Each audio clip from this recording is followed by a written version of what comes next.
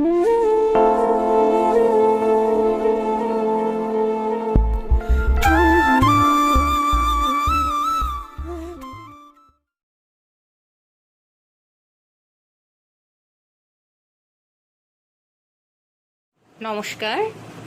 Noakhali milestone school and college কর্তৃক আয়োজিত online ক্লাসে আমি বাংলার শিক্ষিকা প্রিয়াঙ্কা চৌধুরী সকল শিক্ষার্থীবৃন্দদের সুস্বাগতম। আজ আমি পঞ্চম শ্রেণীর বাংলা বিষয়ে ক্লাস নিব। তো শিক্ষার্থীবৃন্দ, আশা করি লকডাউনে আপনারা বাসায় ভালোই আছেন আর অনেক মজা করছেন। কিন্তু এই মজার মাঝে আমাদের কি করতে হবে? অবশ্যই পড়াশোনা করতে হবে, কারণ আমাদের কি আগামী কয়েক মাস পরে সমাপনী পরীক্ষা, আর অবশ্যই আমাদের সবার ভালো রেজাল্ট করতে হবে। তাহলে চলো আজ আমরা বাংলা বিষয়ে কি পড়ব তা একটু জেনে নেই। ম্যাডাম বোর্ডে দেখাচ্ছি, অবশ্যই তোমরা মনোযোগী হবে। আর এই বিষয়ে আমরা যখন আজকে যখন ক্লাস করাবো, তখন তোমরা ম্যাডাম কিছু গুরুত্বপূর্ণ বিষয় নিয়ে আমি আলোচনা করব, সেই বিষয়গুলো তোমরা খাতায় তুলে নিবে। ম্যাডাম কি পড়াবো মনোযোগ দিয়ে শুনবে, বোঝার চেষ্টা করবে। আজ বাংলা বিষয়ে বাংলা ব্যাকরণ অধ্যায়ে আমরা ক্রিয়াপদ নিয়ে আলোচনা করব। কি নিয়ে? ক্রিয়াপদ নিয়ে। ঠিক আছে। ক্রিয়াপদের মধ্যে এখন আমরা কি জানার চেষ্টা করব? আজকে কি শিখব? ক্রিয়াপদ কি, ক্রিয়াপদ কি বা কাকে বলে, ক্রিয়াপদের প্রকারভেদ বা কত প্রকার ও কি কি। কি জানবো? ক্রিয়াপদ কি বা কাকে বলে, ক্রিয়াপদের প্রকারভেদ, কত প্রকার ও কি কি। তো ক্রিয়াপদ কি? ক্রিয়া মানে কি? ক্রিয়া মানে কর্ম। সহজ ভাষায় বলতে গেলে ক্রিয়া মানে কর্ম করাকে বোঝায়। পদ কি? তো ক্রিয়া অর্থ কর্ম আমরা জানি, এখন আমাদের কি জানতে হবে? পদ জানতে হবে। পদ কি? ক্রিয়াপদ। একসাথে কথাটা কেন এসেছে বা কখন আমরা ক্রিয়াপদ বুঝবো? পদ। এখানে দেখো, আমি একটি বাক্য লিখেছি যে কবির বাড়িতে নেই। কবির বাড়িতে নেই। আমি আলাদা করেও আবার নিচে লিখেছি কবির বাড়িতে নেই। এক একটা কি এগুলো? কি এগুলো? হচ্ছে শব্দ। আমি কিন্তু লিখে দিয়েছি তোমাদের বোঝার সুবিধার্থে। কবির বাড়িতে নেই সবটা বাক্য একসাথে লিখেছি, আবার প্রত্যেকটা শব্দ আমি আলাদা করে লিখেছি। কবির বাড়িতে নেই, এগুলো হচ্ছে কি শব্দ। এখন আমরা শব্দ জানলাম, এখন কি করে বুঝবো পদ? বাড়ি, এখানে দেখো আমি হাইফেনে লিখেছি বাড়ি যোগ তে।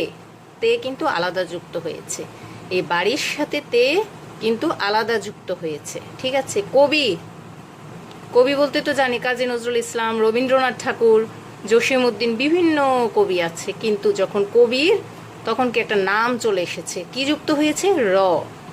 ঠিক আছে। তো কবির বাড়িতে নেই, বাড়িতে, বাড়ির সাথে কি যুক্ত হয়েছে? তে। অর্থাৎ এখানে তে হলো কি অতিরিক্ত বর্ণ বা চিহ্ন। তে হলো কি অতিরিক্ত বর্ণ বা চিহ্ন।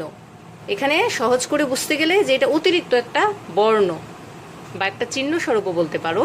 কিন্তু আরেকটু যদি আমরা জানতে যাই, তাহলে কি এই তে হচ্ছে বিভক্তি। ঠিক আছে। তোমরা যখন বিভক্তি অধ্যায়টা যখন পড়বে, তখন তোমরা ওইখানে প্রথম থেকে সপ্তম পর্যন্ত কিছু বিভক্তি আছে। প্রথমা, দ্বিতীয়া, তৃতীয়া, চতুর্থী, পঞ্চমী, ষষ্ঠী, সপ্তমী। ঠিক আছে। পঞ্চমের মধ্যে আলাদা কিছু বিভক্তি, দ্বিতীয়ার মধ্যে কিছু বিভক্তি, তৃতীয়া, চতুর্থী, পঞ্চমী, সপ্তমী, পঞ্চমী, ষষ্ঠী, সপ্তমী। হ্যাঁ, এরকম আলাদা আলাদা সপ্তমী পর্যন্ত বিভিন্ন বিভক্তি আছে। তে, র, দ্বারা, দিয়া, কর্তৃক, থেকে, চেয়ে, হ্যাঁ, এ। ঠিক আছে। তেমনি তে কি বিভক্তি। তো এখন কি এই শব্দের সাথে কি বিভক্তি যুক্ত হয়েছে বা বর্ণ বা একটা চিহ্ন যুক্ত হয়েছে। যখন কোনো শব্দের সাথে বিভক্তি যুক্ত হবে, বিভক্তি যুক্ত হয়ে বাক্য রচিত হবে, তখনই সেটা পদ হয়ে যাবে। কথা বোঝাতে পেরেছি?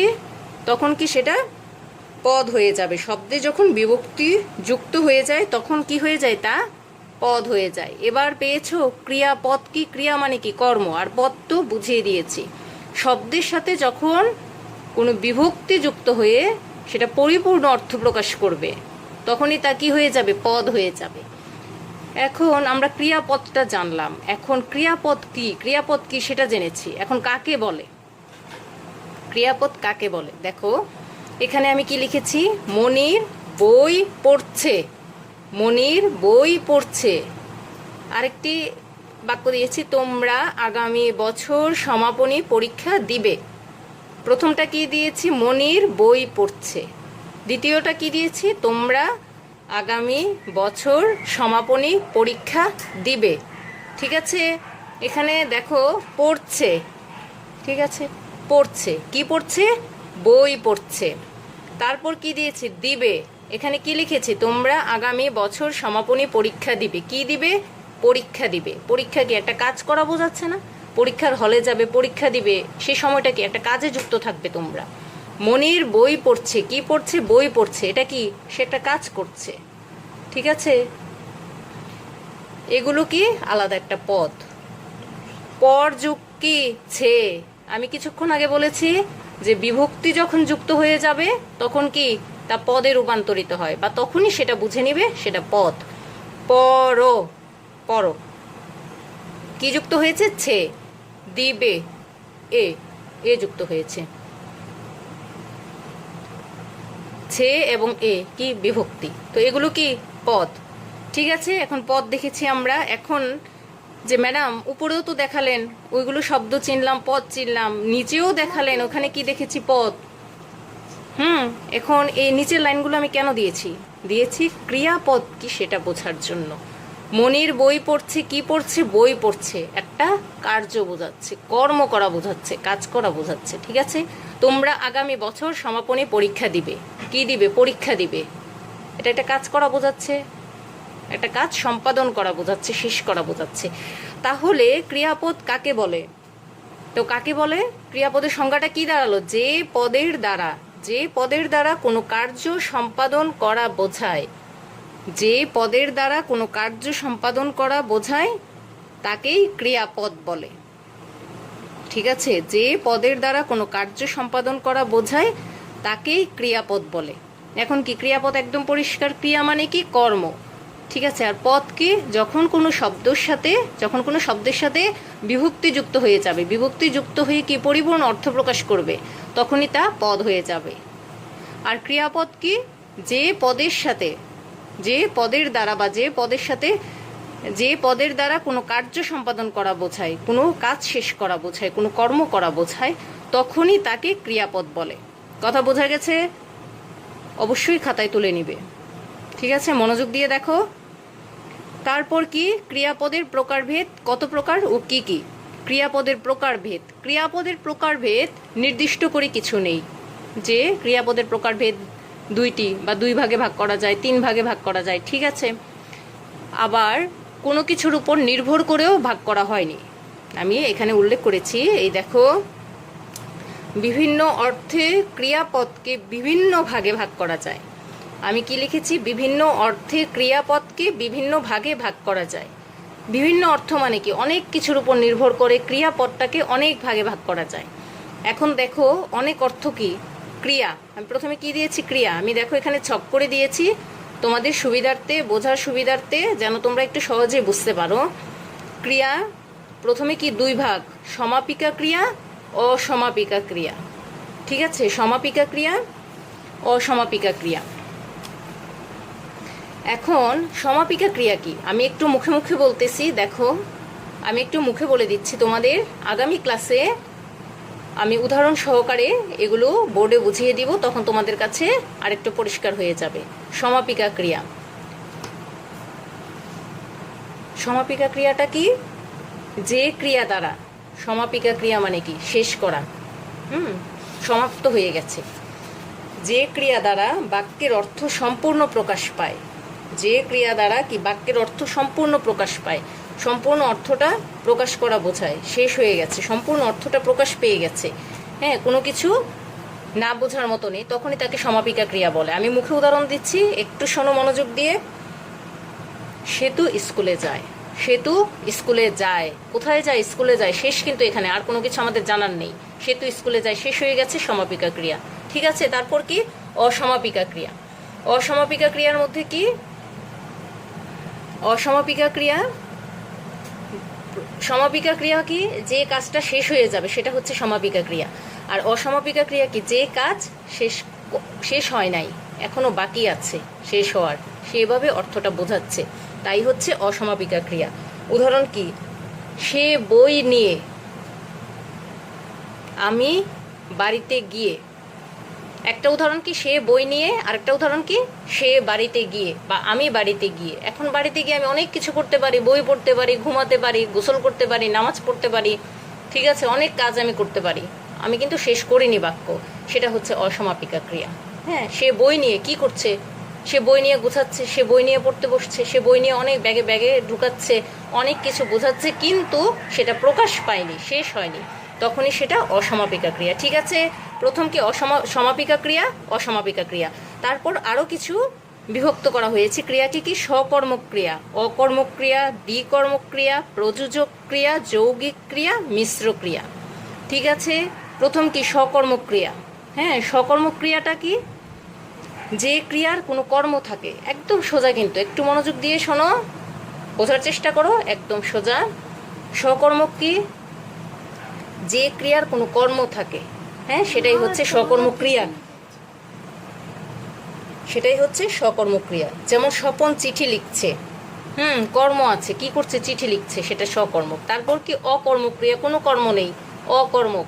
হ্যাঁ, অনেক সময় আমরা উদাহরণস্বরূপ আমরা বলতে পারি, আমরা কেউ যদি কোনো কাজ না করে তখন আমরা কি বলি? যে সে অকর্মঠ লোক, মানে সে কর্ম করতে পারে না, কোনো কাজ করতে পারে না, হ্যাঁ, কোনো কাজ করার যোগ্যতা নেই তার, তখন সেটা হচ্ছে অকর্মক ক্রিয়া। যেমন স্বপন লিখছে, কাঞ্চন পড়ছে, কি পড়ছে? উল্লেখ নেই, লিখছে, কি লিখছে? উল্লেখ নেই। ঠিক আছে, সে গিয়েছে, স্বপন গিয়েছে, কোথায় গিয়েছে? উল্লেখ নেই, কাজ শেষ হয়নি, শেষ করা বোঝায়নি, হ্যাঁ, তখন সেটা অকর্মক্রিয়া। দ্বিকর্মক্রিয়া কি? দ্বি মানে কি? দুইটি কর্ম করা বোঝায়। একটি বাক্যের মধ্যে যখন দুইটি কর্ম করা বোঝাবে তখনই সেটা হচ্ছে দ্বিকর্মক্রিয়া। যেমন মা খোকাকে চাঁদ দেখাচ্ছেন, মা খোকাকে চাঁদ দেখাচ্ছেন। এখন মা কাকে চাঁদ দেখাচ্ছেন? খোকাকে। কি দেখাচ্ছেন? চাঁদ দেখাচ্ছেন। দুইটা কর্ম কিন্তু এখানে, কাকে দেখাচ্ছেন? খোকাকে। কি দেখাচ্ছেন? চাঁদ। দ্বিকর্মক। তারপর কি? প্রযোজক ক্রিয়া। ঠিক আছে, প্রযোজক ক্রিয়াটা কি? যে ক্রিয়া দ্বারা কি? যে ক্রিয়াটা অন্যের দ্বারা, প্রযোজক ক্রিয়া, যে ক্রিয়াটা অন্যের দ্বারা পরিচালিত হয়, অন্য কেউ চালাচ্ছে, অন্য কেউ পরিচালনা করছে, অন্যের দ্বারা সম্পাদন হচ্ছে, সেটাই হচ্ছে প্রযোজক ক্রিয়া। প্রযোজক ক্রিয়া কি? সাপুড়ে সাপ খেলায় বা সাপুড়ে সাপ খেলা দেখায়। কে দেখাচ্ছে? সাপুড়ে, আমি না কিন্তু। ঠিক আছে, কে দেখাচ্ছে? সাপুড়ে, অন্যের দ্বারা কাজ করা হচ্ছে, তখন সেটা প্রযোজক ক্রিয়া। যৌগিক ক্রিয়া কি? যৌগিক ক্রিয়া হচ্ছে একটি সমাপিকা ক্রিয়া ও একটি অসমাপিকা ক্রিয়া মিলিত হয়ে যখন ক্রিয়াপদ গঠিত হয় তাকে যৌগিক ক্রিয়া বলে। একটি সমাপিকা, আমি আগেই বলেছি, সমাপিকা ক্রিয়াটা কি? যে কর্মটা সম্পাদন হয়ে গেছে সেটা, আর অসমাপিকা ক্রিয়া হচ্ছে যেটা সম্পাদন হয়নি। তাহলে যৌগিক ক্রিয়া কি? সম্পাদন করাও বোঝাবে, আবার সম্পাদন হয়ও নি, দুইটাই উল্লেখ থাকবে, সেটা হচ্ছে যৌগিক ক্রিয়া। মিশ্র ক্রিয়া। মিশ্র ক্রিয়াটা কি? যেখানে মিশ্রিত কর্ম করা বোঝাবে, মিশ্রিত কর্মটা থাকবে, মিশ্রিত কাজ করাটা বোঝাবে, সেটাই হচ্ছে মিশ্র ক্রিয়া। আমি আগামী ক্লাসে এগুলোর বিস্তারিত আলোচনা করব। তাহলে আজ আমরা কি পড়লাম? ক্রিয়াপদের কি পড়লাম? ক্রিয়াপদ কি সেটা জানলাম, কাকে বলে সেটা জানলাম, হ্যাঁ, তারপর কি জানলাম? ক্রিয়াপদের প্রকারভেদ জানলাম, কত প্রকার ও কি কি, হ্যাঁ, কত প্রকার ও কি কি ক্রিয়াপদ। বিভিন্ন বিভিন্ন অর্থে ক্রিয়াপদকে বিভিন্ন ভাগে ভাগ করা যায়, সমাপিকা ক্রিয়া, অসমাপিকা ক্রিয়া। ঠিক আছে, প্রথমে। তারপর কি? ক্রিয়াপদের আবার 6টি ভাগ: সকর্মক, অকর্মক, দ্বিকর্মক, প্রযোজক, যৌগিক, মিশ্র। ঠিক আছে, এই বিষয়গুলো আমরা আজকে শিখলাম, এবং আজকে এই পর্যন্তই আমরা শিখলাম, এতটুকুই আজকে থাকুক। আগামী ক্লাসে ক্রিয়াপদের চলিত রূপ, ঠিক আছে, আগামী ক্লাসে ক্রিয়াপদের চলিত রূপ, তারপর ক্রিয়াপদের মধ্যে আছে ক্রিয়ার কাল আছে, ক্রিয়াপদের মধ্যে ক্রিয়ার কাল আছে, কালের মধ্যে কি? বর্তমান কাল, অতীতকাল, ভবিষ্যৎকাল, ওই বিষয়গুলো নিয়ে আলোচনা করবো। ওইগুলো একদম সোজা। বর্তমান হচ্ছে এখন যা করতেছি তাই, অতীত হচ্ছে যেটা একদম করে ফেলেছি, যেমন আমি এখন পড়াচ্ছি, এটা কি? বর্তমান, আমি বর্তমানে করছি, আর 1 ঘন্টা পর এটা কি হয়ে যাবে? অতীত হয়ে যাবে। ঠিক আছে, তুমি আগামী দিন যে কাজটা করবে, এখনো করো নাই, আগামী দিন যে কাজটা করবে ওইটাই হচ্ছে ভবিষ্যৎ। ক্রিয়ার কাল নিয়ে, ক্রিয়ার চলিত রূপ নিয়ে, বর্তমান কাল ভবিষ্যৎ নিয়ে, তারপর কি ক্রিয়ার সমাপিকা অসমাপিকা ক্রিয়া, এগুলো তো মুখে মুখে ম্যাডাম বুঝিয়ে দিয়েছি। আর একটু বিস্তারিত উদাহরণস্বরূপ আমরা বোর্ডে দেখব আগামী ক্লাসে। আগামী ক্লাসে এগুলো জানার চেষ্টা করব, আলোচনা করব। তো সকল শিক্ষার্থীবৃন্দ, তোমরা অবশ্যই বাসায় থাকবে, নিরাপদে থাকবে, আর কি শুধু পড়াশোনা নিয়ে থাকবে, ঠিক আছে? তো সবাই ভালো থেকো এবং সবার প্রতি আমার ভালোবাসা রইল। নমস্কার।